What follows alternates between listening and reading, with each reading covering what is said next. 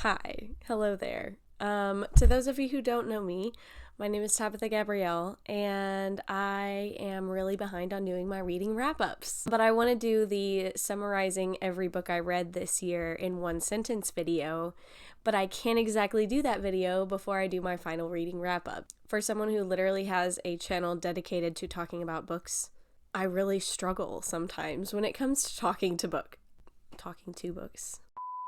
I really struggle sometimes when it comes to talking about books. Today I have 8. I have 8 books to tell you about, and these are all books that I read between October and December of 2024. Buckle in, settle in, and let's go. So the very first book that I'm going to be talking to you guys about today is Swordcatcher by Cassandra Clare. And this is a massive book. This is the longest book that I read in 2024, and it has, please hold, it has 627 pages. Now, I must admit that I did partially read this physical copy, and then I also partially listened to it on Audible. What to even say about this book? This book takes place in a land called Castellane. And in this land, you have the king, the queen, and their son, Connor Aurelian. Aurelian's like their house name, family name, whatever. Connor Aurelian is the prince, and when he's little, the king and queen see this orphan boy, and they're like, he kind of looks like our son. We'll take him. And so they take this orphan boy, and the orphan boy is raised alongside their son, the prince. And they kind of grow up like brothers, but also Kel always kind of knows who he is and, knows that he is meant to be the sword catcher, basically a bodyguard for the prince. So in high-stakes situations where there might be an assassination attempt, they send Kel out because they're like, we don't want our son, the prince, to die.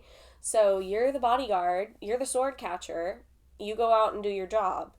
And so in situations like that, Kel is sent out as the prince. So they're like lookalikes. I think Frostbite Studios did some art for Kel and Connor. I'll put it up here so you guys can see it because Frostbite Studios does amazing art for books and stuff. This is what they look like. You also have our other main character whose name is Lynn Castor.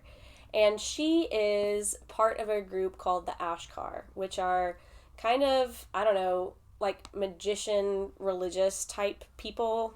I don't know. She's like over here trying to break glass ceilings, because the Ashkar don't want a woman to be like a practicing healer person or whatever. But she's like, yeah, I'm going to do it anyway. And then Lynn Castor's uncle is like the closest advisor to the king. So that's how Lynn and Kel and Connor all end up coming in contact with each other. One day, there is an assassination attempt.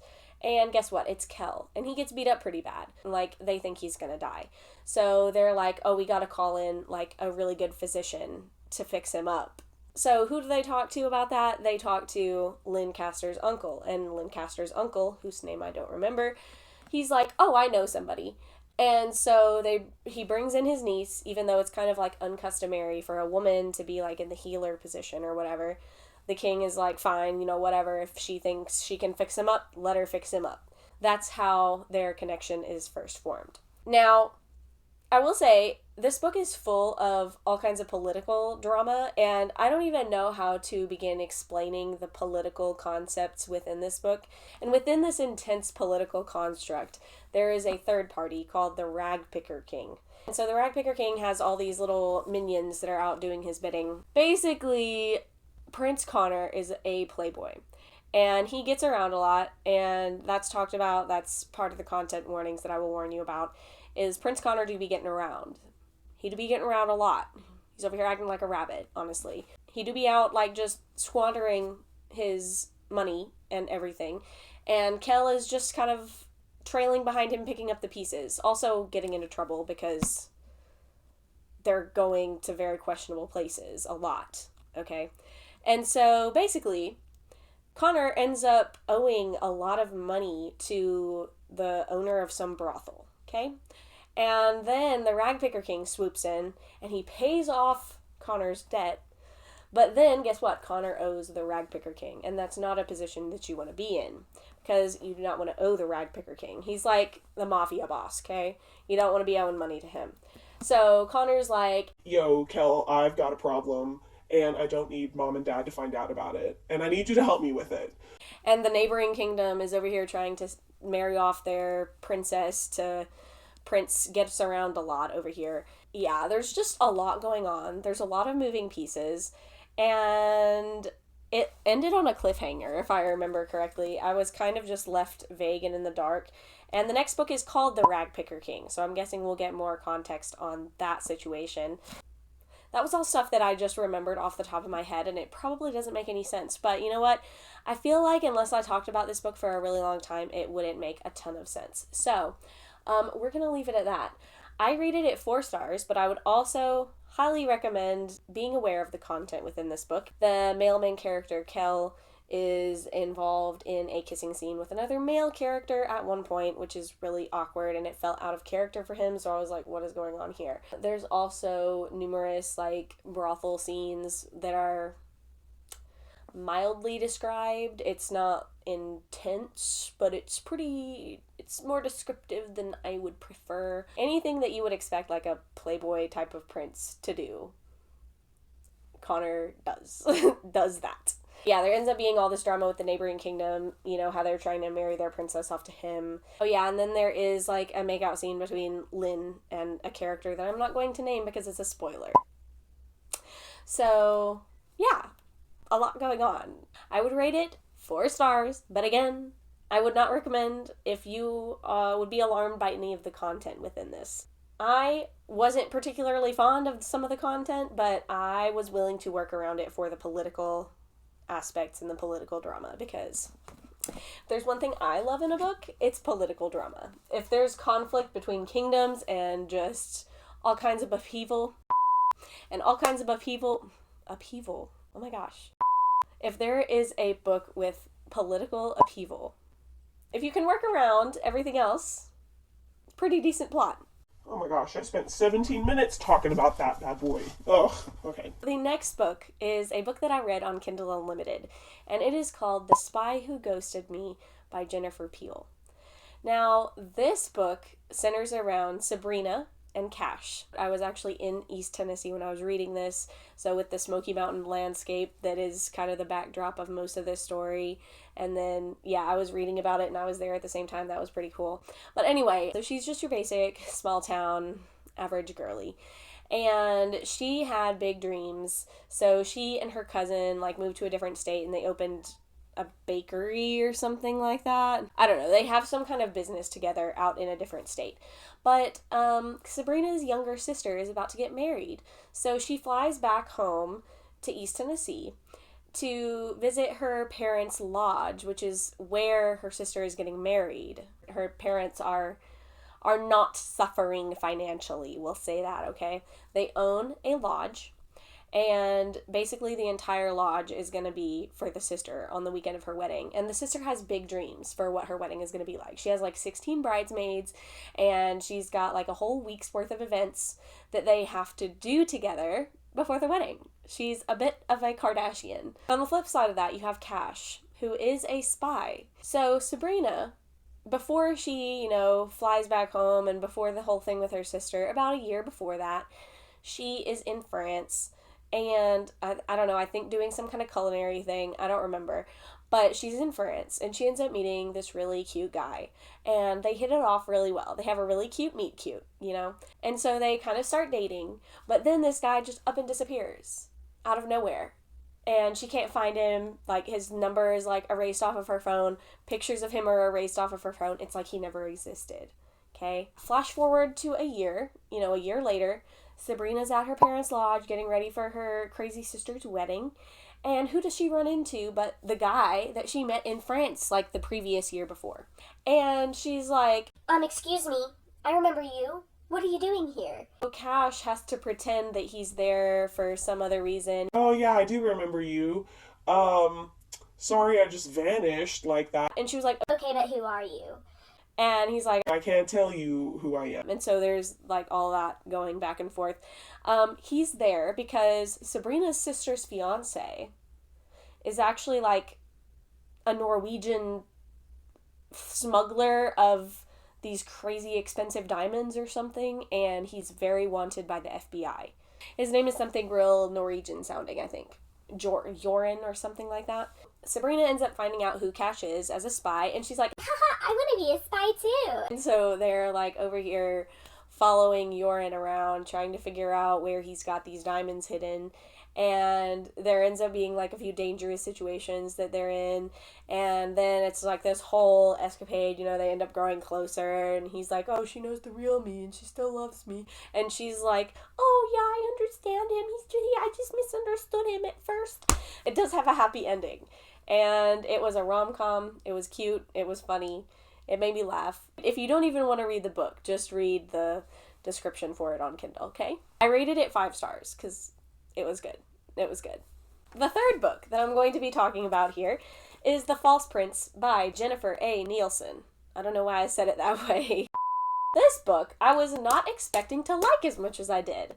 And this is all thanks to Celestria, because in this video where I go and visit her, she picked this book out for me to read because it was one of her favorite books whenever she was younger. I quickly realized that the main character of this whole series is 14 years old, and I was like, I don't know how I'm gonna feel about this.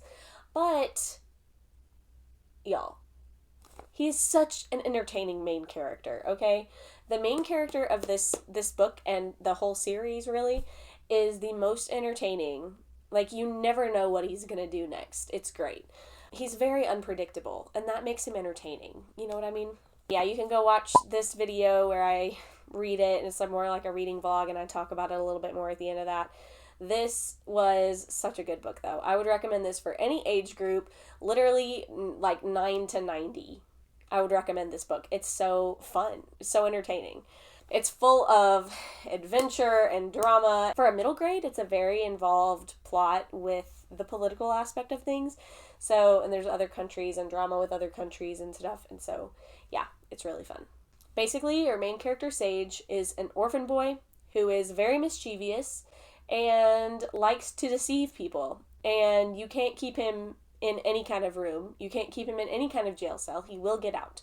He is a little ferret. I'm telling you, he's unpredictable.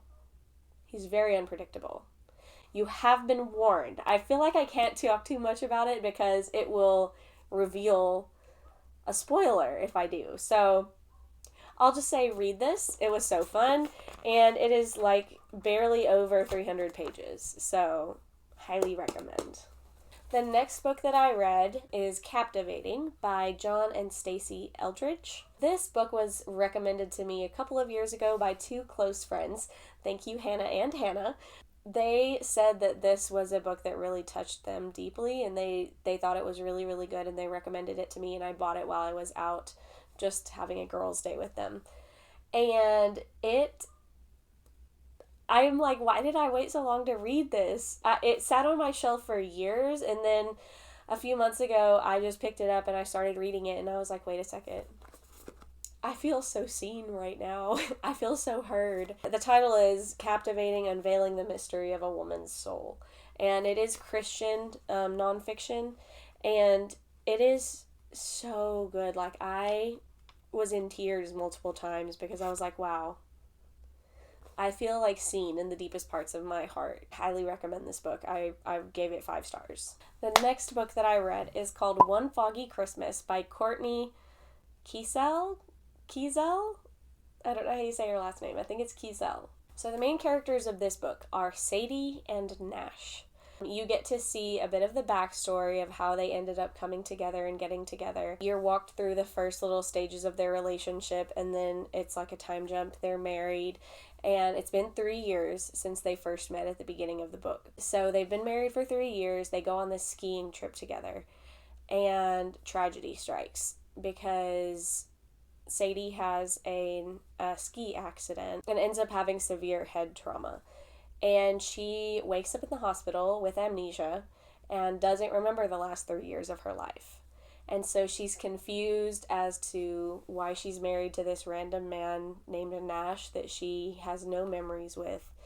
And so there's a lot of confusion, and she's like, I thought I would be married to, this boy that I grew up with in my hometown. We dated for a long time. We talked about getting married, and that's the last part that she remembers, is like almost being engaged to him. And so she's very confused, and she ends up going back home to her hometown with her parents. And there was a rift between her and her parents, and so that rift is kind of healing between her and her parents, but then it's healing without her husband that she spent 3 years with too, because she just doesn't remember him. And so basically Nash has to go through the process of winning her back, because in her mind it's as if they never even were together. And so she's kind of having to relearn who he is and is getting to know him all over again. And it's really hard for him. It shows his struggles on his end, where he's like having all these memories of things that they've done together, and memories, and he tries to bring stuff up and be jestful with her, and she's just frustrated and confused because she doesn't understand and remember anything. And so it shows all of those different dynamics. She almost falls back in love with her former almost fiance. It was a roller coaster of emotions, because I was like, no, don't do that. Nash is perfect for you. She had to go through this long process of just relearning things and reliving things. A year later, they end up meeting each other in a very organic setting. And of course, she remembers him from that. She doesn't have memories of the 3 years before, but she remembers how diligently and how much of a servant that he was to her during her time of recovery. If there's one way to describe this book, it would be just a feel-good story. You leave the last chapter feeling very satisfied with the ending. I found out about this book mainly through Hannah. I'll put her Instagram up here. But through Hannah on Instagram, who has amazing book recommendations. So far, I've read 2 books that she recommended: Date with Danger by Janessa Faith, and then One Foggy Christmas by Kortney Keisel. And both of those books, which she recommended very highly, I have loved. So y'all go check her out if you're on Instagram, because she's amazing.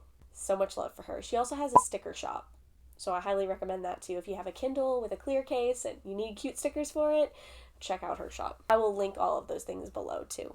The next book that I will be talking about in this wrap-up is The Courting of Bristol Keats by Mary E. Pearson. I just got done with a very long video where I do a reading vlog of my thoughts on this, and I am planning a video where I go more in depth on what the plot looks like within this book. If I'm being 100% honest, I don't feel like talking about it again here, okay? So I'm going to keep this very short and brief. How do I keep this short and brief?